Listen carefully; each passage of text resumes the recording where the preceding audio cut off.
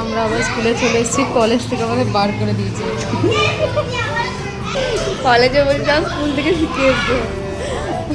এই বাচ্চাগুলোকে দেখে আজকে আমি আমার স্কুল লাইফটাকে প্রচণ্ড মিস করেছি। সত্যি ওই টাইমগুলো এত ভালো ছিল।